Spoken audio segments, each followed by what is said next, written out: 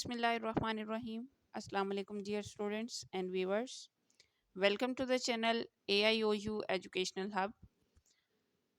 आज हम डिस्कस कर रहे हैं M education course code 6503 curriculum development and instructions का chapter number 2 theoretical framework of instructional strategies.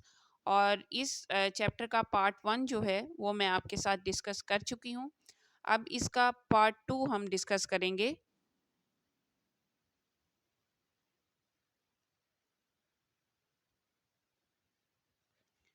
Part 1 में हमने डिस्कस किया था टीचिंग के बारे में।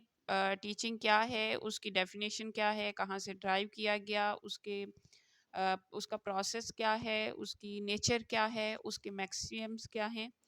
आज हम इंस्ट्रक्शन को डिस्कस करेंगे कि इंस्ट्रक्शन का कॉन्सेप्ट क्या है और इसमें कौन कौन से टाइप्स हैं और उन टाइप्स के अंदर कौन कौन से मेथड यूज़ होते हैं। तो अगर आप इस चैनल पे न्यू हैं तो इसको सब्सक्राइब करें। So let's start the topic. Concept of instruction. This term also means education. Instruction जो है ये word हम education के लिए भी use करते हैं, which refers to the teaching and learning of knowledge, skill and attitudes. और instructions जो है इसका मतलब है टीच करवाना, बच्चों को सिखाना, उनको नॉलेज पहुंचाना, उनको स्किल्स देना और उनके एटीट्यूड्स को पॉजिटिवली चेंज करना। Phases of instructions. इंस्ट्रक्शंस के डिफरेंट फेजेस हैं और वो कौन से हैं? मोटिवेशन फेज, जो फर्स्ट फेज है जब हम किसी को एजुकेशन देते हैं या इंस्ट्रक्शन देते हैं तो उससे उसका सबसे पहला फेज होता है कि उसको इस काम के लिए मोटिवेट तो किया जाए। उसको पढ़ने के लिए, सीखने के लिए पहले मोटिवेशन की ज़रूरत होती है। एप्रीहेंडिंग, acquisition phase, retention phase, recall phase, generalizing phase, performing and feedback phase। Motivation के बाद उसको टॉपिक के बारे में जो उसकी प्रीवियस नॉलेज है उसको देखा जाता है। फिर टॉपिक को अनाउंस किया जाता है, उसकी स्टूडेंट्स की अटेंशन जो है उनको उसको गेन किया जाता है। फिर उनको जो कंटेंट है जो हम पढ़ाना चाहते हैं, जो इंस्ट्रक्शंस देना चाहते हैं, वो इंस्ट्रक्शंस उनको पहुंचाई जाती हैं। फिर उन इंस्ट्रक्शंस को रिकॉल करवाया जाता है, दोबारा से उनको पढ़ाया जाता है ताकि वो उनको इसमें मास्टरी हासिल हो सके। फिर जनरलाइज किया जाता है और लास्ट में उनसे वो काम जो हमने उनको सिखाया है वो परफॉर्म करवाया जाता है और फिर उनको उसका फीडबैक जो है वो इवैल्यूएट करने के बाद दिया जाता है कि आप जो हैं आपने किस हद तक इस इंस्ट्रक्शन को अचीव कर लिया या जो हमने अपने गोल सेट किए थे उसको आपने अचीव कर लिया। नीड फॉर इंस्ट्रक्शन, जैसे कि हमने प्रीवियस लेक्चर में पढ़ा था कि नीड फॉर टीचिंग, तो इसी तरह हम नीड फॉर इंस्ट्रक्शन पढ़ेंगे। और मैं यहाँ पे आपको बता दूं कि ये जितना भी मटेरियल है ये आपकी जो बीएड और मास्टर्स एमए एजुकेशन की बुक्स हैं अपनी साइट पे, अल्लामा इकबाल ओपन यूनिवर्सिटी की वेबसाइट पे, वहीं से लिया गया है ताकि आपको एग्ज़ाम्स के लिए प्रिपरेशन आपकी जो है वो यहीं से हो जाए। नीड फॉर इंस्ट्रक्शन है having knowledge of the methods alone is not sufficient to become a good teacher. एक अच्छा टीचर बनने के लिए इतना काफ़ी नहीं है कि हमें पता हो कि कौन कौन से तरीकाकार हैं पढ़ाने के, कौन कौन से मेथड्स हैं, उनके नाम सिर्फ हमें पता होना काफ़ी नहीं है, बल्कि under the guidance of a trained person ही should have tried out these methods, remembering to match the methods with the subject taught and the need of the students। बल्कि उनके नेम पता होने के साथ साथ, उनकी इंफॉर्मेशन होने के साथ साथ ये भी ज़रूरी है कि किसी गाइडेड पर्सन के साथ किसी आपसे ज़्यादा जो हाईली क्वालिफाइड हैं या जिनका ज़्यादा एक्सपीरियंस है उनके साथ जो है इनको यूज़ किया जाए रियल सिचुएशन में। और ये याद रखा जाए कि कौन सी सिचुएशन में या कौन से सब्जेक्ट के लिए कौन सा मेथड यूज़ करना है और स्टूडेंट्स की कौन सी नीड्स हैं जिनके लिए कौन सा वाला यूज़ करना है मेथड, ये भी हमें पता होना चाहिए। Moreover method are likely to differ from subject to subject. और जैसे कि आप लोग जानते हैं कि हर सब्जेक्ट के लिए डिफरेंट मेथड्स होते हैं और स्ट्रेटजीज होती हैं। Moreover method are likely to differ from subject to subject and from one level to achievement to another। और ये भी हमें अपने माइंड में रखना चाहिए कि हमने बच्चों को जो सिखाना है उनका कौन सा लेवल चल रहा है। हो सकता है फर्स्ट लेवल पे हमने कुछ चीज़ें उनको सिखा दी हैं, अब सेकंड लेवल पे जो है वो हम उनकी एप्लीकेशन करवाना चाह रहे हों। पहले हमने उनको नॉलेज दिया है तो एप्लीकेशन के लिए डिफरेंट जो है वो हम मेथड यूज़ करेंगे। A theoretical knowledge of the method precedes the application of these methods। और थियोरेटिकली जब हम नॉलेज बच्चों को तक पहुंचाते हैं तो उसमें हम एप्लीकेशन लेवल के मेथड यूज करते हैं। इंडिविजुअलाइज्ड इंस्ट्रक्शंस, अब ये उसकी कुछ टाइप्स हैं। हमने इंस्ट्रक्शंस को पढ़ा क्या होती हैं, ठीक है, फिर उसके हमने फेजेस पढ़े, देन हमने डिस्कस किया कि इसकी क्या ज़रूरत है, और अब इसके कुछ टाइप्स हैं। इंडिविजुअलाइज्ड इंस्ट्रक्शंस और ग्रुप इंस्ट्रक्शंस, इनको हम डिस्कस करेंगे। Education and growth both are two individual affairs. Education और ग्रोथ जो है ये दोनों डिफरेंट अफेयर्स हैं and can be well shaped only in healthy and free atmosphere. और ये दोनों ग्रोथ है या एजुकेशन है, दोनों के लिए ज़रूरी है कि एक हेल्दी और फ्री एटमॉस्फेयर हो, अच्छा माहौल दिया जाए स्टूडेंट्स को। Any form of pressure or stress stop a child's natural growth and learning। किसी भी किस्म का अगर बच्चे पे कोई प्रेशर है या वो उस पे वो स्ट्रेस ले रहा है या वो टेंशन ले रहा है, तो बच्चा जो है उस तरह से उसकी ग्रोथ नहीं हो पाएगी जैसी होनी चाहिए थी, और ना ही नेचुरल तरीके से वो चीज़ों को सीख पाएगा। So we recognise the child and child-centered education is responsible to give rise to the thinking of individual freedom। तो इसके लिए बेहतरीन है कि हम स्टूडेंट्स को इंडिविजुअलाइज्ड इंस्ट्रक्शंस की तरफ भी लेके जाएं। ग्रुप इंस्ट्रक्शन जो है वो तो होती ही है, लेकिन इंडिविजुअली भी बच्चों पे फोकस रखना is very important. There are some merits of individualised instructions. Individual differences, जैसे कि आप लोग जानते हैं इस दुनिया में हर इंसान दूसरे से डिफरेंट है, और एजुकेशन में ख़ास तौर पे इस चीज़ का ख्याल रखा जाता है कि कभी भी किसी को किसी दूसरे के साथ कंपेयर नहीं करना चाहिए, क्योंकि हर बच्चा जो है वो दूसरे से डिफरेंट है। हर किसी के अपने स्टैंडर्ड्स हैं, अपनी सोच है, अपना लेवल ऑफ थिंकिंग है, आईक्यू लेवल डिफरेंट है। तो जब हम इंडिविजुअली पढ़ाते हैं तो इंडिविजुअल डिफरेंसेस का जो प्रॉब्लम है वो बड़े अच्छे से सॉल्व हो जाता है। फ्रूटफुल फॉर वीक स्टूडेंट्स, कुछ स्टूडेंट्स होते हैं जो वीक होते हैं, जो पढ़ने लिखने में इतने तेज़ नहीं हैं, इतना फास्टली दूसरों के साथ नहीं चल सकते, तो उनके लिए बेहतरीन है कि उनको इंडिविजुअलाइज्ड लर्निंग के ज़रिए पढ़ाया जाए। इफ़ेक्टिव फॉर करेक्टर बिल्डिंग, जब बच्चों में हम करेक्टर बिल्ड करना चाहते हैं, उनका करेक्टर जो है वो अच्छा बनाना चाहते हैं, तो उसके लिए भी हम सेपरेटली हर बच्चे को अलग अगर इंस्ट्रक्शंस दें तो that are very good. Develop the habit of self study, जब हम एक बच्चे को सेपरेटली काम देंगे, उसको कहेंगे कि ये तुम्हारा काम है और ये आपने कल करके आना है, तो उस बच्चे को पता होगा कि ये मेरी रिस्पॉन्सिबिलिटी है और मेरे से ही सुना जाएगा, तो वो लाजमी सेल्फ स्टडी की तरफ उसकी हैबिट जो है वो बढ़ती जाएगी। अदरवाइज अगर हम ग्रुप में देते हैं, हम कहते हैं कि अच्छा आप पूरी क्लास जो है ना वो प्रिपेयर करके आएगी, तो कल हम किसी आप में से कुछ लोगों से पूछेंगे, तो बच्चे जो हैं थोड़ा लेजी हो जाते हैं कि खैर है मैं बैक बेंचर्स में शामिल हो जाऊंगा, या मैं उतनी देर जो बंक कर सकता हूँ क्लास, या टीचर मुझे इग्नोर भी कर सकते हैं। लेकिन जब सेपरेटली दिया जाएगा तो बच्चे को अपनी रिस्पॉन्सिबिलिटी का पता होगा। डेवलप द कॉन्फिडेंस, बच्चे में कॉन्फिडेंस डेवलप होता है क्योंकि टीचर और स्टूडेंट का इंटरेक्शन जो है वो सेपरेटली होता है। Convenient for teachers to find the weaknesses. जब हम बच्चों में वीकनेस ढूंढना चाहते हैं कि इस बच्चे में क्यों इसकी जो लर्निंग है वो इतनी अच्छी नहीं है, तो इसके पीछे क्या वीकनेस है इसकी, तो उसके लिए भी सेपरेटली हमें इन इंडिविजुअली इंस्ट्रक्शंस जो है वो यूज़ करना चाहिए। Develop a close relationship. जैसे पहले मैंने आपको बताया कि टीचर और स्टूडेंट्स का जो रिलेशनशिप है वो बड़ा अच्छा डेवलप हो जाता है। इंडिविजुअल इंस्ट्रक्शंस में कौन कौन से मेथड्स यूज होते हैं वो देख लेते हैं। 3 मेथड्स हैं वो यूज होते हैं इसमें, kindergarten method, Montessori method and Dalton plan method. अब इन तीनों को हम वन बाय वन जो है वो इलाबोरेट कर लेते हैं।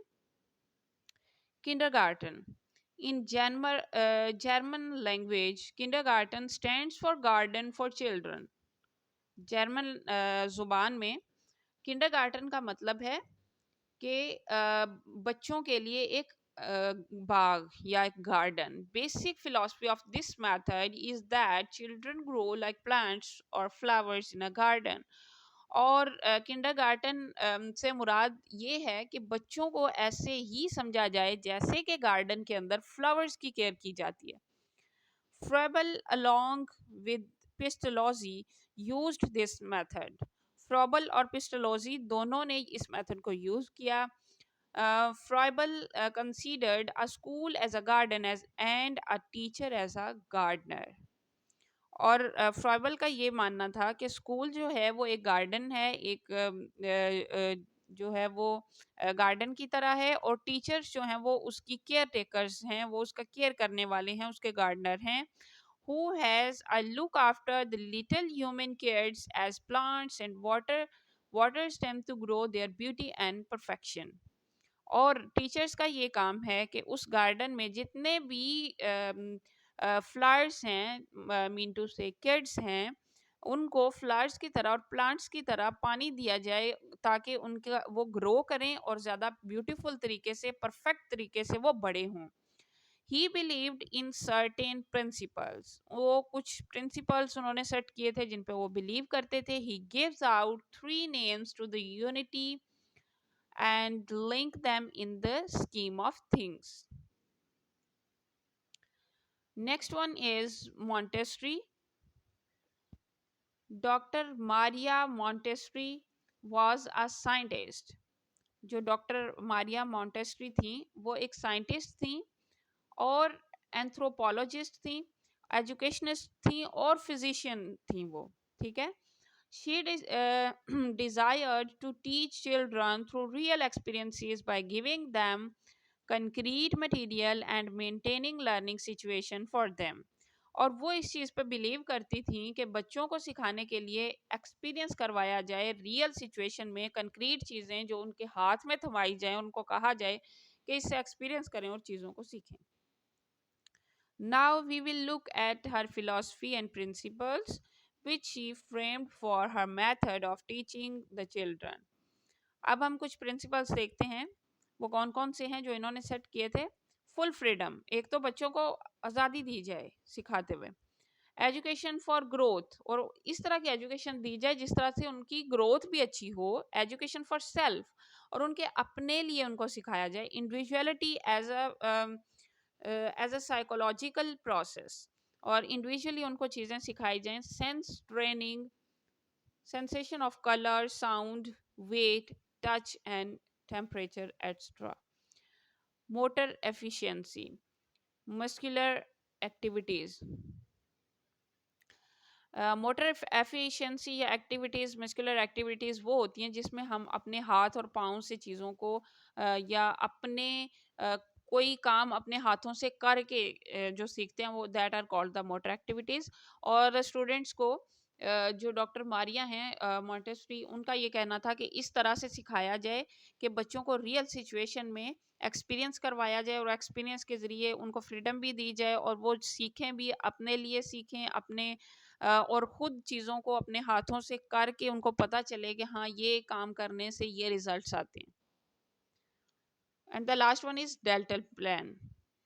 In Dalton's plan, work of each grade for each subject is laid out in a series of related jobs and contracts.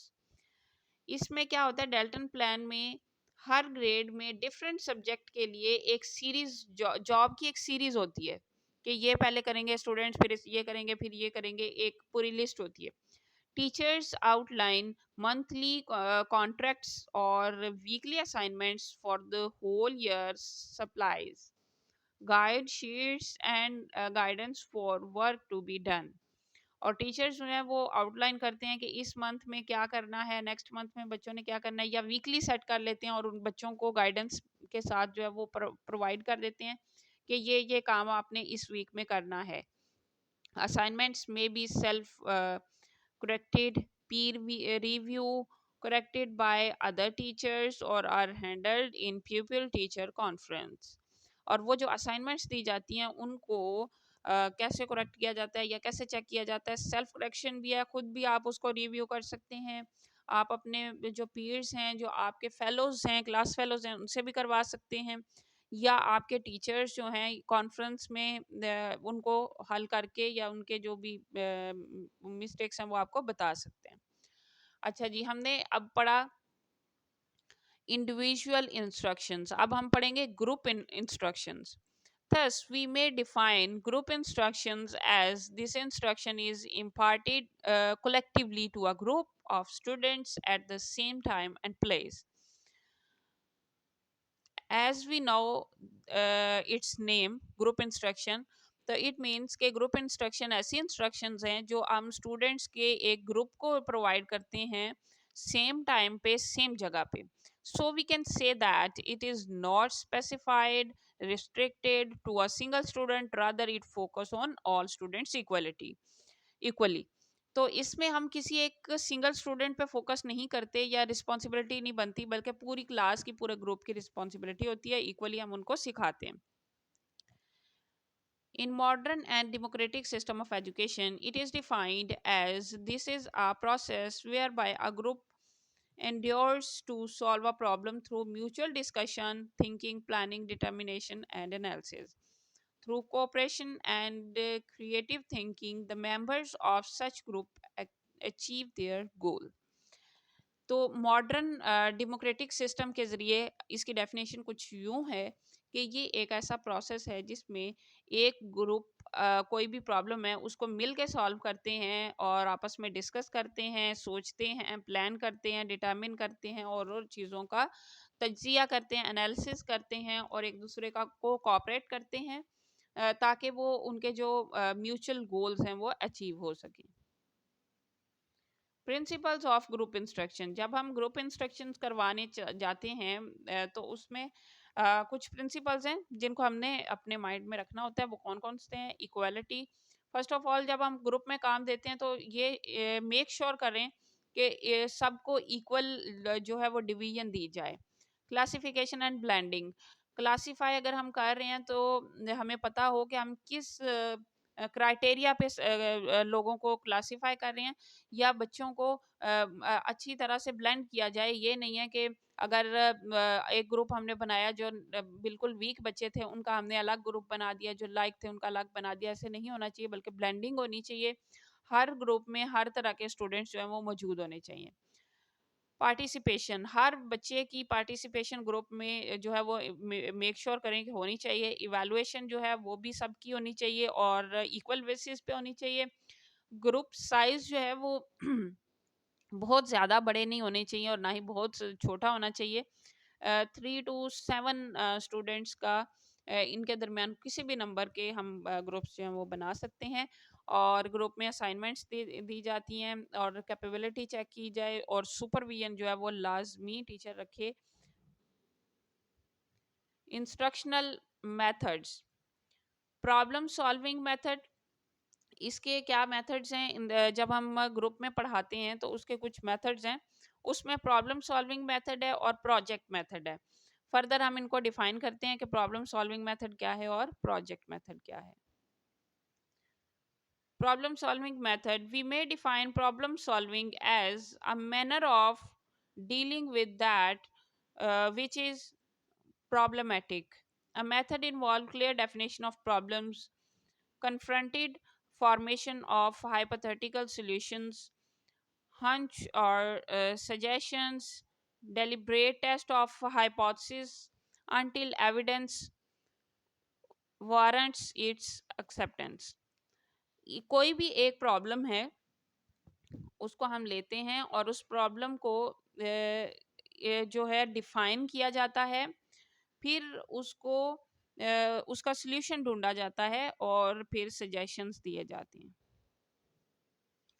Problem solving में कुछ स्टेप्स हैं. इसमें सबसे पहले लोकेशन है, देखा जाता है कि प्रॉब्लम है क्या, उस प्रॉब्लम को एक्सप्लेन किया जाता है, उसके प्रॉब्लम से रिलेटेड जो डेटा है वो कलेक्ट किया जाता है, उस डेटा को इवेलुएट किया जाता है और फिर एट द एंड कोई टेंटेटिव सॉल्यूशन निकाला जाता है उस प्रॉब्लम को हल करने के लिए.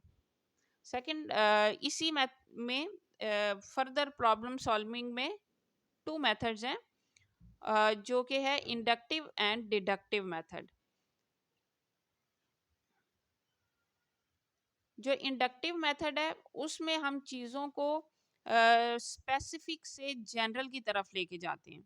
ठीक है, स्पेसिफिक हमारे पास इंफॉर्मेशन होती है, हम बढ़ाते जाते हैं उसमें. डिडक्टिव में क्या होता है, हमारे पास एक पूरी थ्योरी होती है या पूरी होल हमारे पास इंफॉर्मेशन होती है, तो हम उसको उसमें से पार्ट्स करके कम करके चीज़ों को उनकी तह तक जाते हैं, और तो इसको डिडक्टिव कहा जाता है.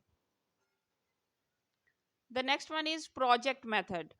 Project method, we may define it is as a problematic act carried out its completion in its natural setting. ये ऐसा मेथड है जिसमें हम स्टूडेंट्स को एक सेटिंग में, नेचुरल सेटिंग में कोई काम कंप्लीट करने को कहते हैं और उसके रिजल्ट्स तक पहुंचाने को कहा जाता है.